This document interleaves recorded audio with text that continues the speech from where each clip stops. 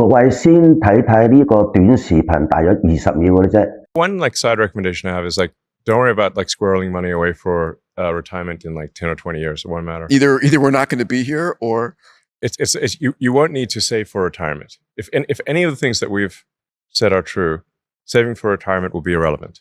The services will be there to support you.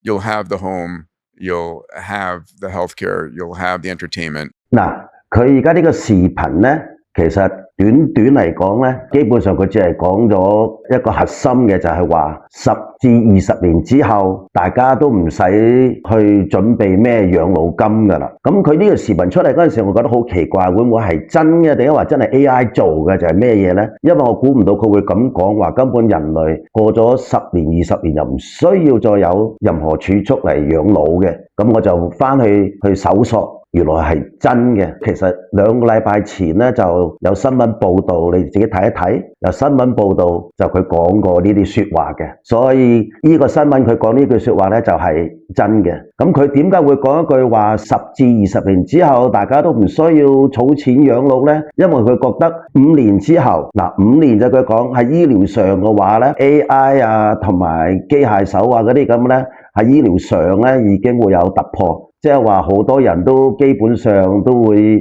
負擔得起醫療㗎啦，個個都長命㗎啦。最近呢樣嘢咧，佢就話呢10零20年之後咧，因為 AI 同埋機械人嘅發展嘅話咧，就會好多生產力效率高，生產多到咧係冇嘢會缺乏嘅。